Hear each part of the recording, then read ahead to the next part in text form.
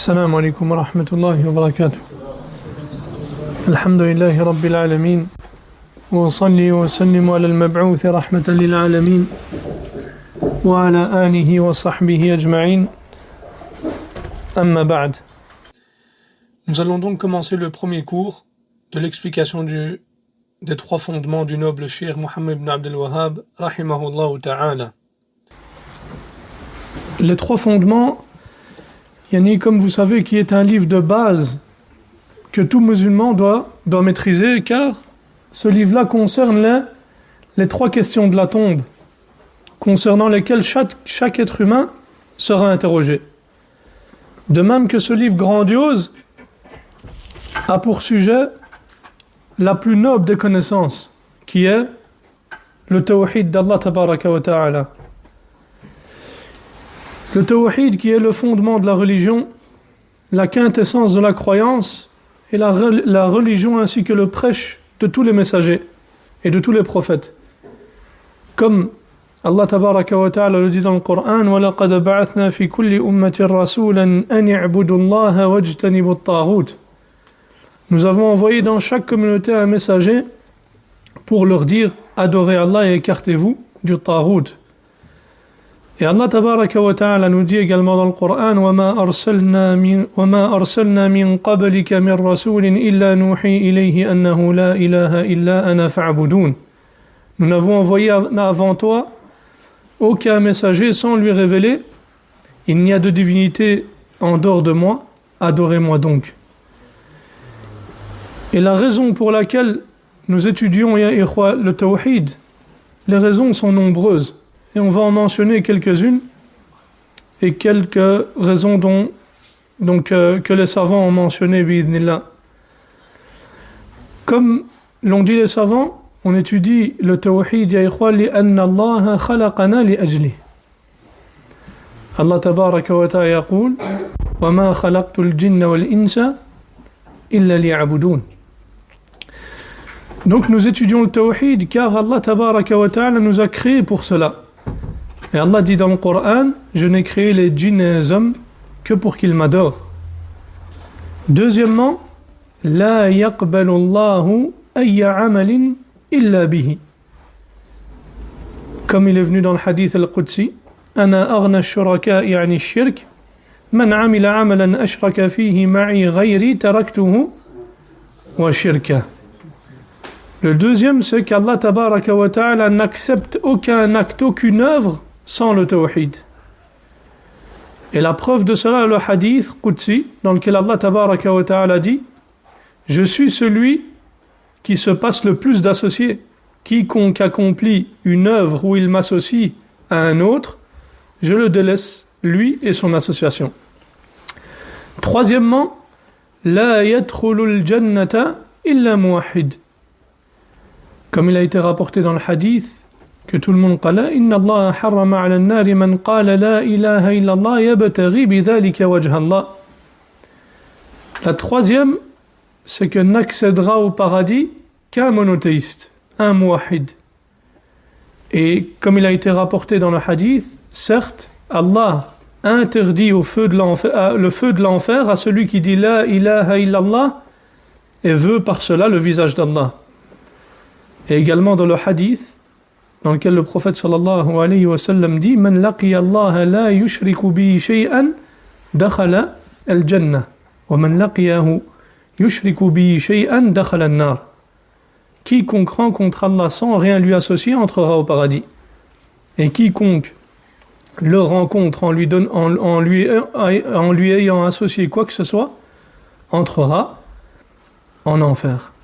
Les ulama ils ont dit également quatrièmement, التوحيد سبب لتكثير الحسنات وتكفير السيئات أو لتكفير السيئات. Donc سبب لتكثير الحسنات وسبب لتكفير السيئات. Et la preuve de cela, c'est le hadith qui a été rapporté par At-Tirmidhi, qui l'a donc rendu bon d'après Anas, dans lequel le prophète sallallahu alayhi wa sallam dit Ya ibn Adam, إنك لو أتيتني بقراب الأرض خطايا ثم لقيتني لا تشرك بي شيئا لأتيتك بقرابها مغفرة. Donc quatrièmement, le tawhid est une cause de l'augmentation des bonnes actions et un moyen de faire disparaître les péchés. Et c'est même le plus grand des moyens. Et la preuve est le hadith Qudsi, dans lequel Allah tabaraka wa ta'ala dit: ô fils de Adam, si tu venais à moi avec des péchés qui empliraient la terre et qu'ensuite tu me rencontrais sans ne rien m'associer, je viendrai à toi avec autant de pardon. Cinquièmement, comme l'ont dit les savants, huwa sababun lil hidayah wa istiqrar al-amn.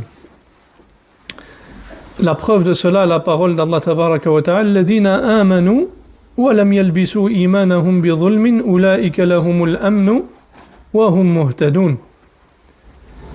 Donc sixièmement, le tawhid est une cause de guidée et de sécurité constante. Allah tabaraka wa ta'ala dit dans le Coran: ceux qui ont cru et n'ont point entaché leur foi par le shirk, ceux-là ont la sécurité et ce sont eux les bien guidés. De même, les ulama septièmement ont dit: huwa sababun lit-tuma'nin. Donc le tawhid est une source de tranquillité. Et huitièmement, ils ont dit: at-tawhid huwa sababun li shafa'ati an-nabi sallallahu alayhi wa sallam. Donc huitièmement, le tawhid est une cause, un moyen d'obtenir l'intercession du prophète sallallahu alayhi wa sallam le jour dernier.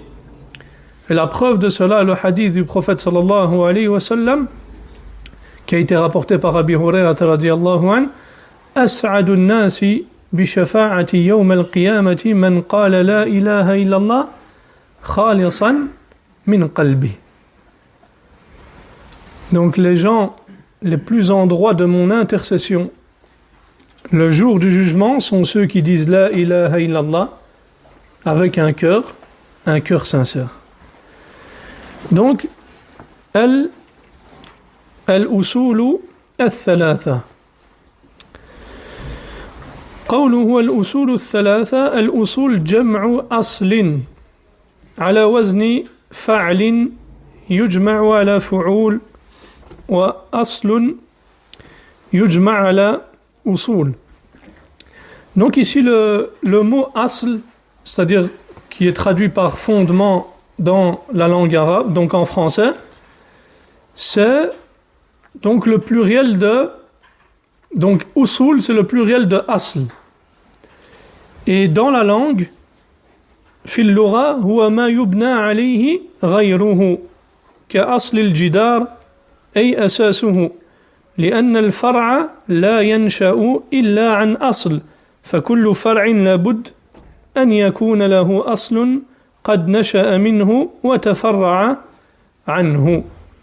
Donc le fondement dans la langue arabe, ya ikhwa, c'est ce sur quoi on bâtit une chose, comme le fondement d'un mur par exemple, c'est-à-dire sa base. Parce qu'une branche ne naît que d'un fondement. Et chaque branche a forcément donc un fondement sur lequel elle a été bâtie et fondée. Et ce qu'on entend ici par les trois fondements, ce sont les fondements sur lesquels repose la religion. D'où l'importance de cet épître et de le maîtriser également. Et ce sont les questions sur lesquelles le serviteur sera interrogé dans sa tombe.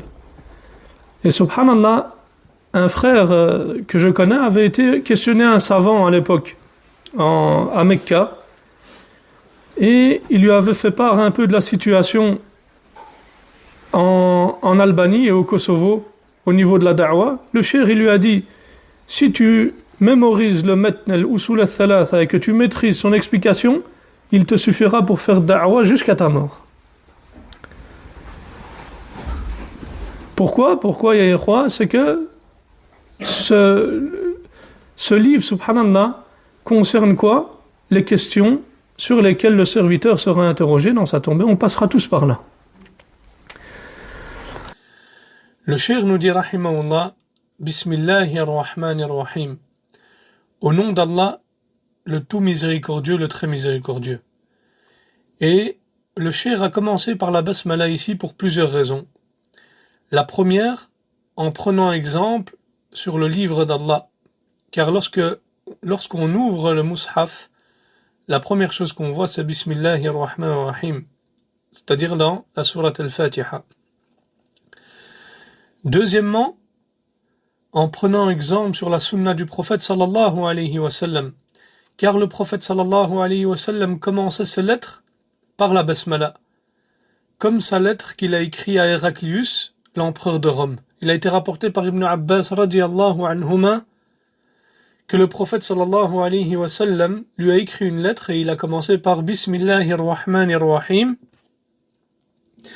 de Muhammad ibn Abdillah, c'est le fils d'Abdillah, le messager d'Allah, à Héraclius, l'empereur de Rome. Troisièmement, en prenant exemple sur les savants, et Ibn Hajar, rahimahullah ta'ala, a dit, l'action des savants a été établie quant au fait de commencer les livres de science par la basmala. Ensuite, le cheikh nous dit, rahimahullah ta'ala, i'lam rahimakallah, sache qu'Allah te fasse miséricorde.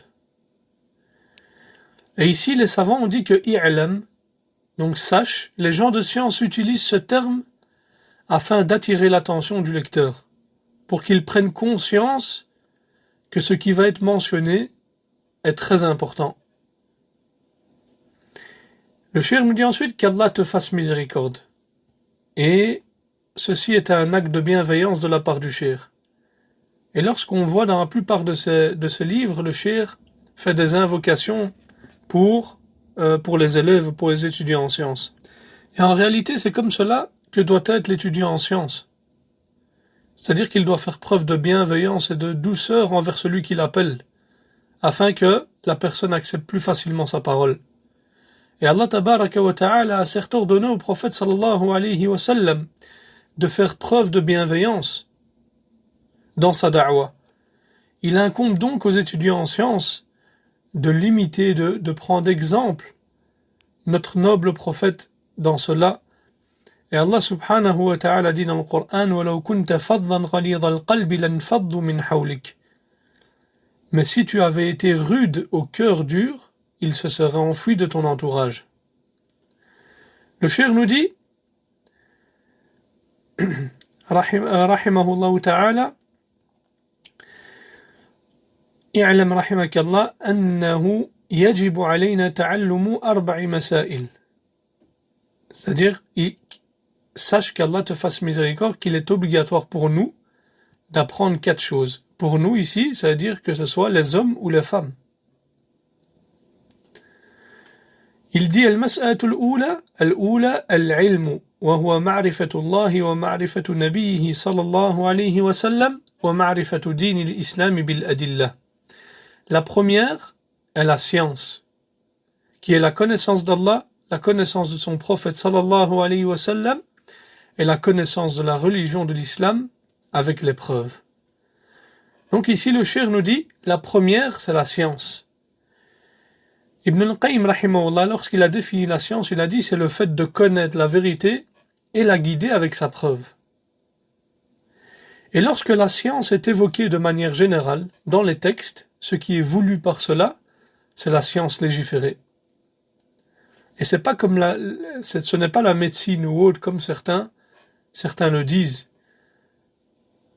Ils font croire aux jeunes et aux autres que ce qui est voulu par la science dans les textes, c'est la médecine, l'ingénierie et autres que cela. Non, ce qui est voulu ici, c'est la science religieuse, la science légiférée. Et sache que la première chose que la personne doit apprendre, ce sont les préceptes relatifs à sa religion. Il est donc obligatoire à la personne d'apprendre sa religion afin d'adorer son Seigneur avec science et clairvoyance. Et l'islam et l'adoration ne seront valables jusqu'à ce que tu apprennes le tawhid, l'unicité d'Allah. afin que tu adores Allah subhanahu wa ta'ala sans rien lui associer. Et après cela, tu apprends le reste des préceptes et des obligations. Donc d'abord, il faut absolument que tu commences par le tawhid. Et les savants disent que la première chose que tu dois apprendre, donc, c'est le tawhid. Et cela consiste à connaître la parole de l'unicité, La ilaha illallah Muhammad Rasulullah, et ce qu'impliquent ces paroles-là. Et les savants disent également que la science se divise en deux sortes. Donc la science, donc il y a de deux sortes. La première qu'on appelle donc fard al-kifaya, c'est-à-dire que si c'est ce qu'on appelle l'obligation collective, c'est-à-dire que si une partie de la communauté l'accomplit, cette obligation tombera pour le reste de la communauté. Par exemple, comme la science de l'héritage, les fondements de la jurisprudence, le nahou dans la langue arabe, le sarf. Ou par exemple, même si maintenant, pour donner un autre exemple, si maintenant une personne prie sur un mort, eh bien à ce moment-là, alhamdoulilah, cela a été fait par une partie de la communauté, cela a été accompli par une partie de la communauté. Donc par exemple, si on a 4-5 personnes qui prient sur une personne, cela a été accompli donc par une partie de la communauté, et cette obligation tombera pour le reste de la communauté. Mais si personne prie sur cette personne, alors toute la communauté sera dans le péché. La deuxième sorte, c'est l'obligation individuelle. Donc, ma huwa fardu ayn. Et l'obligation individuelle, c'est ce qui est obligatoire à toute personne de connaître. Et elle est de deux sortes. Donc la croyance, la science qui concerne la croyance. Donc la personne doit savoir comment unifier Allah subhanahu wa ta'ala et qu'elle prenne connaissance du shirk également pour ne pas tomber dans celui-ci. Deuxièmement, les adorations, qu'il est obligatoire d'accomplir pour la personne responsable, comme la prière, la purification, c'est-à-dire la tahara, la zakat. Si maintenant tu as de l'argent et autres et que tu dois donner la zakat, tu dois apprendre les règles relatives à la zakat, le jeûne, le hajj et autres que cela. Il est donc obligatoire à la personne de connaître cela, et il ne lui est pas permis d'ignorer les règles relatives à ces adorations-là. Et il ne pourra pas concrétiser l'adoration si ce n'est par cela. Et sache, akhil karim wa ukhtil karima, que l'étude de la science est la chose la plus noble par laquelle la personne occupe son temps. Car le musulman adore avec celle-ci son Seigneur avec clairvoyance. Et c'est avec celle-ci qu'elle réfute les ambiguïtés qui lui parviennent, et elle sauve également les gens de l'égarement vers la guidée, qui est l'adoration d'Allah tabaraka wa ta'ala. Et au-dessus de tout cela, c'est un chemin qui mène au paradis, comme on va le voir maintenant. Le prophète sallallahu alayhi wa sallam a dit: Man salaka tariqan yaltamisu fihi ilman saha Allahu lahu bihi tariqan ila al-jannah. Celui qui emprunte un chemin par lequel il recherche une science, Allah lui fait prendre par cela un chemin vers le paradis. Et l'imam az-Zuhri a dit, rahimahullah, Allah n'a pas été adoré avec une chose telle que la science. Et Sufyan al-Thawri, rahimahullah, a dit: je ne connais pas une chose parmi les adorations meilleure que le fait d'enseigner aux gens la science. Et il n'y a de doute que la science a un immense mérite. Elle élève en degrés, corrige les paroles et les actions, et elle constitue une voie menant à l'agrément d'Allah tabaraka wa ta'ala. Allah dit dans le Coran: Yarfa'illahu alladhina amanu minkum walladhina utul ilma darajat. Allah élèvera en degrés ceux d'entre vous qui auront cru et ceux qui ont reçu le savoir. Allah tabaraka wa ta'ala dit également: Qul hal yastawi alladhina ya'lamuna walladhina la ya'lamun. Dis, sont-ils égaux ceux qui savent et ceux qui ne savent pas? Et en raison de l'abondance des bienfaits de la science, il a été enjoint d'en demander l'accroissement et l'augmentation. Donc il est légiféré pour le croyant de demander l'augmentation de la science, que ce soit dans les paroles ou les actions. Allah dit: Wa qur rabbi zidni ilma. Et dit: Ô mon Seigneur, accrois mon savoir. Et les savants ont dit concernant cela, lorsqu'il est légiféré d'invoquer concernant une chose, cela implique également que ses causes le sont aussi. Autrement dit, s'il est légiféré aux musulmans d'invoquer pour obtenir quelque chose, c'est une preuve que les causes pour y parvenir sont elles aussi légiférées. Et ce afin que le croyant associe la parole à l'action, ce qui rend l'exaucement plus probable. Ainsi, lorsque l'étudiant en sciences cherche à accroître et à augmenter sa science, qu'il assiste au cercle de science, qu'il fait des efforts, qu'il mémorise, et qu'il demande à Allah subhanahu wa ta'ala de lui accorder davantage de science, alors il serait digne qu'Allah subhanahu wa ta'ala augmente sa science, et plus probable. Et c'est cela la voie des pieux prédécesseurs dans l'invocation, c'est qu'ils regroupaient toujours entre l'invocation et les causes. Et Allah tabaraka wa ta'ala dit dans le Coran, innama yakhsha Allah min ibadihi al-ulama. C'est-à-dire, parmi ses serviteurs, seuls les savants craignent Allah.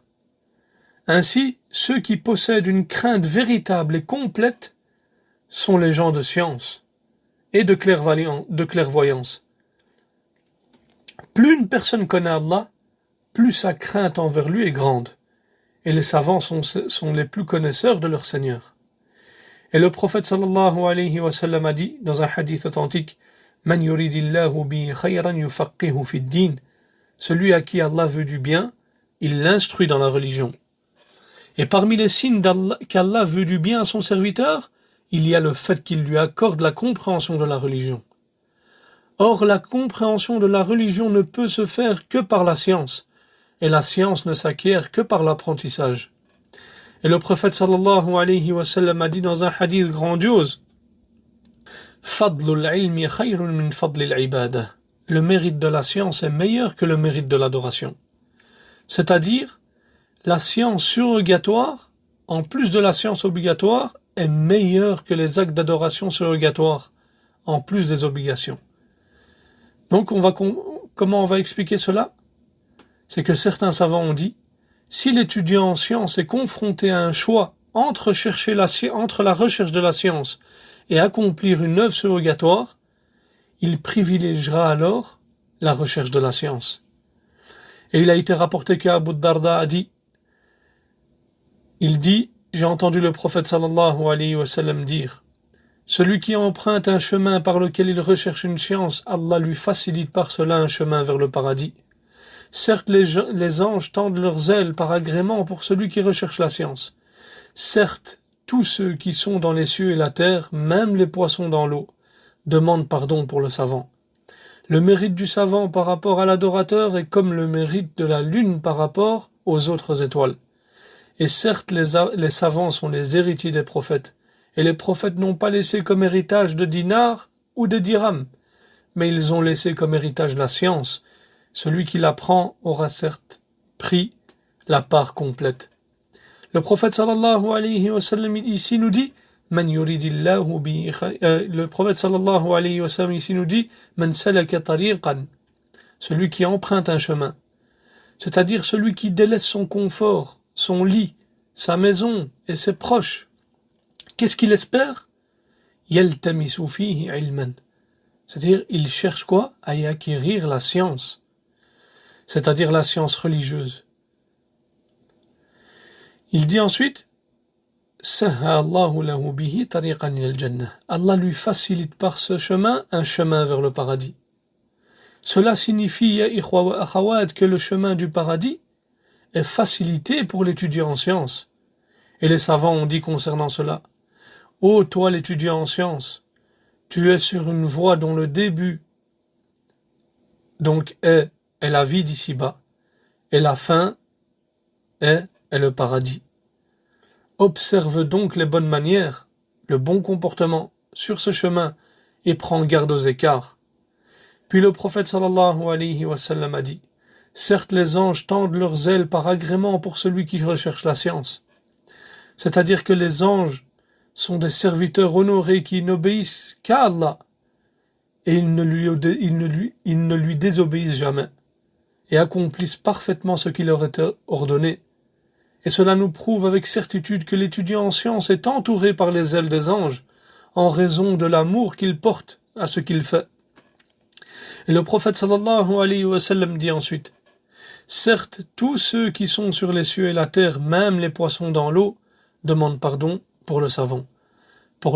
Et regardez, ya ikhwa wa akhawat, regardez ce mérite grandiose. Toutes les créatures demandent pardon pour le savant, même les poissons et les animaux dans la mer et l'océan. Et il n'y a de doute que cela est un immense mérite. Et dans un autre hadith, le prophète sallallahu alayhi wa sallam a dit: en vérité, Allah, ainsi que ses anges, les habitants des cieux et de la terre, jusqu'à la fourmi dans son terrier, même les poissons, invoquent pour celui qui enseigne le bien aux anges. Et il n'y a de bien que dans ce qui est venu dans le livre d'Allah et la sunna de son messager d'Allah et de son messager sallallahu alayhi wa sallam. Et le prophète sallallahu alayhi wa sallam nous dit, dans un hadith authentique: Fadlul alimi ala al-abidi ka fadli ala adnakum. Allahu Akbar. Le mérite du savant par rapport à l'adorateur est comme mon mérite sur le plus inférieur d'entre vous. Allahu Akbar. Quel mérite grandiose.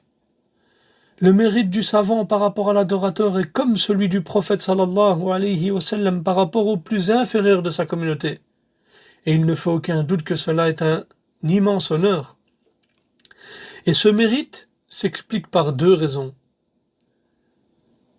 La première, c'est que le bénéfice que procure le savant est étendu et profite aux autres, tandis que l'adorateur, son profit n'est restreint qu'à lui-même. La deuxième raison, c'est que le savant adore Allah subhanahu wa ta'ala avec science et clairvoyance. Il connaît ce qui satisfait Allah et ce qu'Allah agrée. Il est donc celui qui veille le plus à l'accomplir. Et il connaît également ce qui encourt sa colère. Et donc le savant est celui qui est le plus éloigné de ce qui provoque la colère d'Allah. Et enfin le prophète sallallahu alayhi wa sallam nous dit: et certes les savants sont les héritiers des prophètes, et les prophètes n'ont pas laissé comme héritage des dinars ou des dirhams, mais ils ont laissé comme héritage la science. Celui qui l'apprend aura certes pris la part complète. Il convient donc aux musulmans en général et aux étudiants en sciences en particulier d'honorer les savants et de reconnaître leur valeur et leur statut, car ils sont les héritiers des prophètes. Il ne convient pas de les insulter, ou de leur manquer de respect, ou de les dénigrer. Il n'y a de doute que cela est un grand mal. Ensuite, le cheikh nous dit, rahimahullahu ta'ala, lorsqu'il nous parle de la science, il dit: wal ilmu huwa ma'rifatullahi wa ma'rifatu nabiyhi sallallahu alayhi wa sallam wa ma'rifatu din al-islam bil adillah. Donc la science, c'est quoi? C'est la connaissance d'Allah, la connaissance de son prophète sallallahu alayhi wa sallam et la connaissance de la religion de l'islam avec les preuves. Donc, il dit que la science englobe ces trois choses-là. La connaissance d'Allah, la connaissance de son prophète, la connaissance donc de la religion avec preuve. Et une personne pourrait nous dire ici, quelle est la preuve que la science est définie par ces trois connaissances? La connaissance d'Allah, la connaissance de la religion et la connaissance du prophète sallallahu alayhi wa sallam. Nous lui disons, cela est tiré du hadith rapporté par Al-Bara ibn Azib qu'on a mentionné dans l'introduction, concernant les questions de la tombe.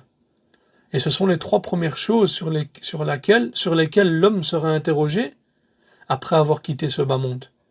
S'il s'en sort, ce qui vient après sera alors plus facile. Et s'il échoue, ce qui vient après sera encore plus difficile.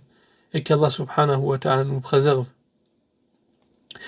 Il a été rapporté dans le hadith, 2 anges viennent à lui et l'assoient, avant de lui demander: qui est ton Seigneur? Il répondra: Allah est mon Seigneur. Et ils lui demanderont: quelle est ta religion? Il répondra: ma religion est l'islam. Et ils lui demanderont: quel est cet homme qui vous a été envoyé? Et il répondra: c'est le messager d'Allah. Ils demanderont « Comment le sais-tu » et il répondra « J'ai lu le livre d'Allah, j'y ai cru et je l'ai suivi. » Et c'est la parole d'Allah. Donc dans le Coran, Allah affermit les croyants par une parole ferme dans la vie présente et dans l'au-delà, et il égare les injustes, et Allah fait ce qu'il veut. Fin du hadith. Il faut donc connaître ces choses. Il faut également croire en celles-ci et les mettre en pratique, afin que tu sois sauvé. Et la simple connaissance ici, dépourvue de croyance et de mise en pratique, ne suffit pas. Il ne suffit pas seulement de connaître Allah, ni de connaître, d'entendre parler ou de connaître le prophète sallallahu alayhi wa sallam, ou de connaître l'islam ou d'avoir entendu parler de l'islam. Cela n'est pas suffisant. Il faut également croire fermement en cela et mettre en pratique. Car les hypocrites connaissaient Allah, et ils connaissaient son prophète sallallahu alayhi wa sallam, et ils connaissaient également l'islam, mais ils n'y croyaient pas et ne mettaient pas l'islam en pratique. Et il a été rapporté également dans le hadith d'Al-Bara ibn Azib, ce qui prouve que ces choses ne seront pas bénéfiques et utiles et profitables que si elles sont accompagnées de la croyance. Il a été mentionné concernant l'homme mécréant et l'homme pervers dans le même hadith. Il dit, quant au mécréant, il mentionna alors sa mort et a dit, son âme reviendra dans son corps et 2 anges viendront à lui et lui demanderont, qui est ton Seigneur? Il répondra, je ne sais pas. Ils demanderont, quelle est ta religion? Il répondra, je ne sais pas. Et ils demanderont, quel est cet homme qui vous a été envoyé? Il répondra, je ne sais pas. Alors qu'il savait cela dans la vie d'ici-bas. Il avait entendu parler de l'islam, du prophète sallallahu alayhi wa sallam et d'Allah azza wa jal. Il entendait ces paroles-là. Il a entendu les gens le dire. Mais cela ne lui a pas servi. Cela ne lui a servi à rien lors des questions de la tombe. Car il n'y croyait pas fermement et n'en avait pas la ferme conviction. Et il faut savoir que la connaissance d'Allah tabaraka wa ta'ala implique 4 choses. La foi en son existence, la foi en sa seigneurie, la foi en sa divinité et la foi en ses noms et ses attributs. Voilà ce qui implique la foi en Allah subhanahu wa ta'ala. Ensuite, la deuxième chose, il nous dit, donc la science, il nous dit que la science c'est quoi? Également la connaissance de son messager, sallallahu alayhi wa sallam. Et c'est le fait de reconnaître qu'il est véritablement le messager d'Allah sallallahu alayhi wa sallam avec certitude et véracité. Et qu'Allah tabaraka wa ta'ala l'a envoyé avec la guidée et la vérité pour l'ensemble de l'univers. Et il n'y a aucune exception à cela. Allah tabaraka wa ta'ala dit وَمَا أَرْسَلْنَاكَ إِلَّا رَحْمَةً لِلْعَالَمِينَ. Et nous ne t'avons envoyé qu'en miséricorde pour l'univers. Il faut également savoir qu'on ne peut connaître la religion qu'à travers notre prophète sallallahu alayhi wa sallam. Car il est l'intermédiaire entre nous et Allah pour transmettre le message d'Allah subhanahu wa ta'ala. Et personne ne pourra connaître la religion d'Allah sans connaître le message d'Allah. Et Muhammad sallallahu alayhi wa sallam est un prophète et un messager. Et le prophète, c'est qui? C'est-à-dire ici, c'est celui qui a une législation, donc c'est celui à qui une législation a été révélée sans qu'il n'ait été chargé de la transmettre. Quant au messager, c'est celui qui a donc reçu une législation, donc celui à qui une législation a été révélée et qui a été chargé de la transmettre. Et la connaissance du prophète sallallahu alayhi wa sallam consiste à connaître son nom, sa lignée, sa biographie, sa sunna, ainsi que sa noble description et ses nobles caractéristiques sallallahu alayhi wa sallam. Le fait qu'il est le messager d'Allah sallallahu alayhi wa sallam et le serviteur d'Allah. Il est un être humain honoré par la révélation, à qui Allah a révélé son message. Et cela sera détaillé bi'idhnillah dans l'explication, donc un peu plus tard dans le matn. Et connaître le prophète sallallahu alayhi wa sallam n'est pas une simple science à mémoriser c'est pas quelque chose qu'on mémorise, mais plutôt une connaissance qui a un impact et un effet, un impact sur les actes. Lorsque le serviteur connaît son prophète sallallahu alayhi wa sallam, cela implique qu'il accepte ce avec quoi il est venu comme guidé, qu'il rende véridique toute information venant de lui, et que toute information transmise par une voix authentique doit être rendue comme véridique, et doit être considérée comme véridique, comme si elle venait directement de lui.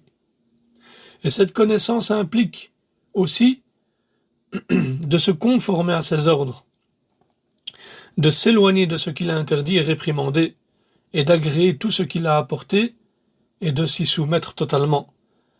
Allah tabaraka wa ta'ala dit dans le Coran: فَلَا وَرَبِّكَ لَا يُؤْمِنُونَ حَتَّى يُحَكِّمُوكَ فِيمَا شَجَرَ بَيْنَهُمْ ثُمَّ لَا يَجِدُوا فِي أَنفُسِهِمْ حَرَجًا مِمَّا قَضَيْتَ وَيُسَلِّمُوا تَسْلِيمًا. Non, par ton Seigneur, ils ne seront pas croyants tant qu'ils ne t'auront pas demandé de juger de leurs disputes, et qu'ils n'auront éprouvé nulle gêne pour ce que tu auras décidé, et qu'ils se soumettent complètement à ta sentence. Et Allah tabaraka wa ta'ala dit également: وَمَا كَانَ لِمُؤْمِنٍ وَلَا مُؤْمِنَةٍ إِذَا قَضَى اللَّهُ وَرَسُولُهُ أَمْرًا أَن يَكُونَ لَهُمُ الْخِيرَةُ مِنْ أَمْرِهِمْ وَمَنْ يَعْصِ اللَّهَ وَرَسُولَهُ فَقَدْ ضَلَّ ضَلَالًا مُبِينًا. Il n'appartient pas à un croyant ou à une croyante, une fois qu'Allah et son messager ont décidé d'une chose, d'avoir encore le choix dans leur façon d'agir. Et quiconque désobéit à Allah et à son messager, c'est certes égaré, d'un égarement évident. Et le croyant qui connaît réellement le prophète Mohammed sallallahu alayhi wa sallam, lorsqu'un ordre lui parvient de la part du prophète sallallahu alayhi wa sallam, il ne dit pas: je vais voir ou choisir ce qui me semble être le mieux pour moi, ou dans quoi il y a un intérêt pour moi, mais plutôt il doit savoir avec certitude que l'intérêt et le bien résident dans ce cas ordonné le prophète sallallahu alayhi wa sallam. Il n'a pas le choix. Il lui est obligatoire, il est obligatoire aux croyants de croire que le bien se trouve dans ce avec quoi est venu le prophète sallallahu alayhi wa sallam, et de mettre cela en pratique. Et il y a dans le suivi du prophète sallallahu alayhi wa sallam tout le bien, et il y a dans le fait de s'opposer à son ordre tout le mal. Allah tabaraka wa ta'ala dit dans le Coran: فَلْيَحْذَرِ الَّذِينَ يُخَالِفُونَ عَنْ أَمْرِهِ أَن تُصِيبَهُمْ فِتْنَةٌ أَوْ يُصِيبَهُمْ عَذَابٌ أَلِيمٌ. Que ceux donc qui s'opposent à son commandement prennent garde qu'une épreuve ne les atteigne, ou que ne les atteigne un châtiment douloureux. Celui qui contredit l'ordre du messager d'Allah sallallahu alayhi wa sallam, il se peut qu'une épreuve le touche, que ce soit par le fait qu'il y ait un doute dans son cœur, ou par le fait qu'il y ait une ostentation qui pénètre son cœur, ou autre chose de semblable, qu'Allah subhanahu wa ta'ala nous en préserve. Il faut donc comprendre que la connaissance bénéfique et que la science utile du messager d'Allah sallallahu alayhi wa sallam est celle qui a un impact et un effet sur la personne. Ce n'est pas simplement le fait de mémoriser son nom ou le fait de l'évoquer. Cela doit plutôt avoir un impact sur les actes de la personne.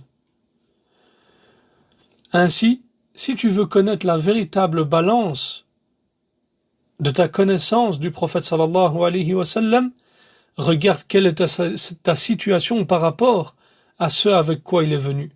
Regarde tes actions, regarde tes actes. Regarde comment tu appliques sa sunna.